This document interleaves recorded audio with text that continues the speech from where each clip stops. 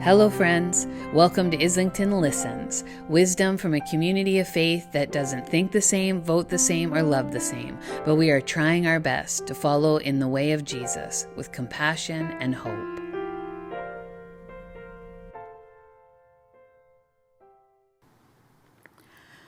Now, the birth of Jesus, the Messiah, took place in this way. When his mother Mary had been engaged to Joseph, but before they lived together, she was found to be pregnant from the Holy Spirit. Her husband Joseph, being a righteous man and unwilling to expose her to public disgrace, planned to divorce her quietly.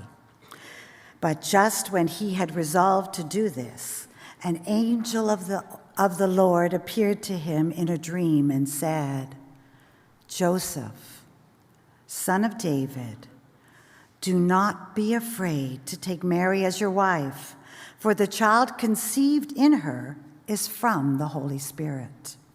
She will bear a son, and you are to name him Jesus, and he will save his people from their sin." All this took place to fulfill the Lord's message through the prophet Isaiah.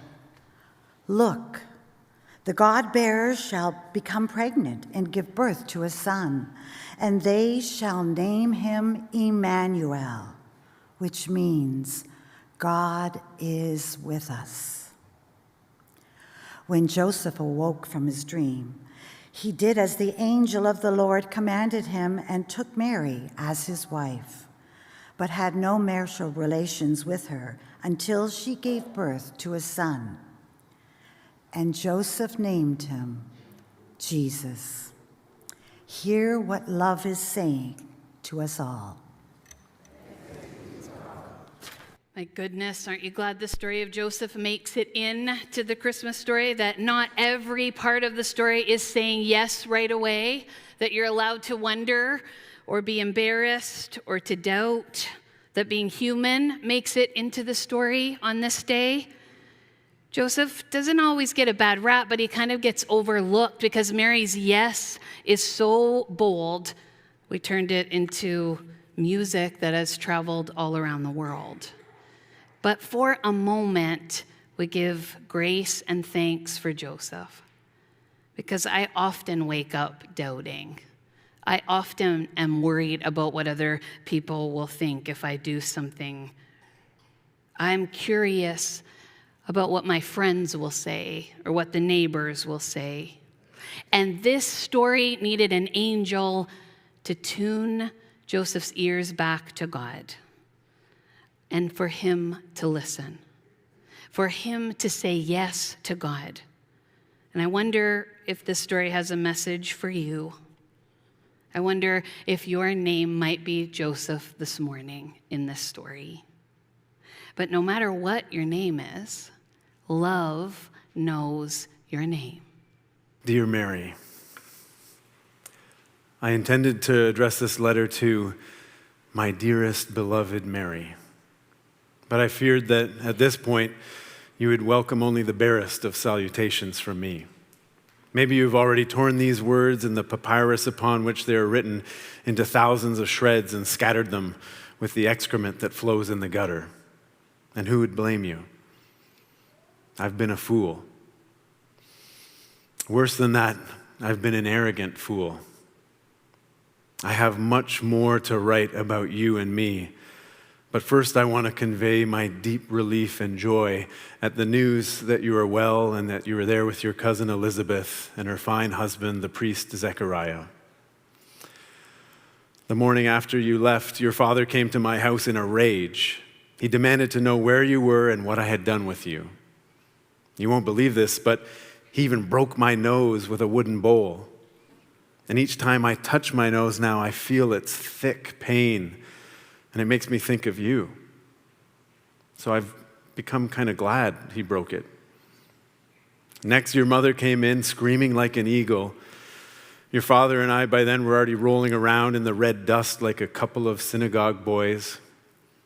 She grabbed your father by the ear and pointed an ominous finger at me. ordered us inside the house. By then, quite a crowd had gathered.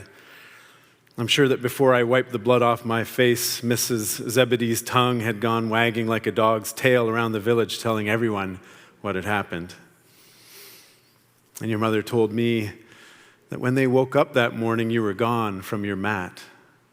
I said, you were probably gone to the hills for the day. After all, since you've been a little girl, that's exactly where you went whenever you were angry. To watch the spiders, you'd say. But my heart began to sink as I sensed that this time it was different. They said you were crying when you got home the night before and demanded to know what we had talked about. I told your parents that I'd called off our wedding and why. I was so shocked and hurt when you told me that you were pregnant, Mary. My heart turned to ice. I felt insulted when you said that you believed it was God's will that this child, who is not mine, would change the world, would liberate the people, would care for the poor. It was as if you, an ignorant peasant girl, I know this isn't true, but that's what I was thinking at the time. It was as if you were calling me, a man, a religious elder, your husband-to-be, a fool. My pride opened my mouth. I even convinced myself that I was doing the noble thing. Quietly calling off our engagement seemed to me to be the kind thing, the honorable thing. After all, everyone knows that I do the right thing, even to a fault. I would face the ridicule from the likes of Mrs. Zebedee, sure, even from my own friends, but they would also say, isn't he kind when he could have had her stoned to death? After all, I remember being there when they stoned Deborah, Jacob's wife, and I still have nightmares. It was there when Deborah was stoned to death that I first realized that you were special among women and girls and that I loved you. How old were you then? Maybe 10 or 11 years? You must have sneaked out of the house, a pattern for you, it seems. And by the time your mother arrived at the stoning, you were screaming and tearing at the robes of the elders who were throwing the rocks. I was hoping that your mother would drag you away before Deborah died. And so I felt noble and honorable, sparing myself that horror. I'm so glad your parents came, and they told me of their shame as well. They told me what they had always said to you about girls who got pregnant before they were married. People say things like that, Mary. They don't really mean it. Not about people they love. And your father, he sobbed and said, "Cast the first stone. How could I say such a thing to my little girl?" And those are his exact words. I was 12 years old when you were born, Mary, and I watched you grow up. When your father and I agreed that you would be my wife, it was the happiest day of my life. I know, and you were right to say it, that we men treat women like cows or donkeys, the way we wheel and deal over you. But I don't mean I felt happy in the same way I would be if I made a good bargain on an animal. I mean, I felt the deep joy of the completion of something I had always dreamed would become. You helped me to understand what the Torah means when it says that God first saw humans' loneliness and said, "It is not right that this one should be alone," and from a rib fashioned the one who would complete him. You, Mary, complete me. So when you told me that you were pregnant, I felt as though my whole life, my whole dream, everything had been ripped from my hands in an instant. I was angry, and I didn't understand. I still don't understand completely, but I'm willing to try. You see, the truth is that I really am the sort of man that tries to do the right thing. Not because of what the neighbors will say, but because that's how I am, how I want to be. And when one of my customers overpays me, even a coin or two, I return it. If I find something in the street that doesn't belong to me, I could no more keep it than turn water into wine. That's just how I am. I think that doing the little things right leads us to God. It's like practice for when the big things come along. And the big thing, Mary, is to step through whatever gate God opens for us. You and this child are the Creator's gate for me. What else could account for this love that feels like drunkenness, but which helps me see the world more clearly, more beautifully than ever before?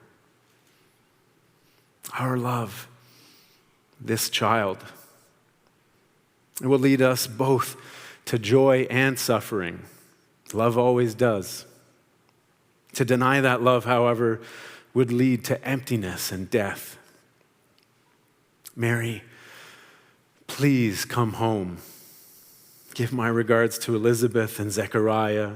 Wish them well with their own surprising birth, but please come home. Already I'm under pressure to leave for Bethlehem in order to fulfill my census obligations.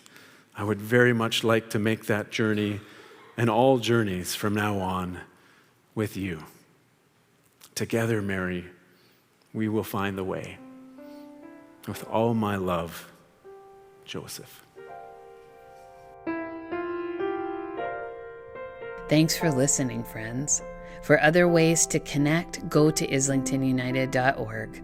May God's wisdom and love keep finding you.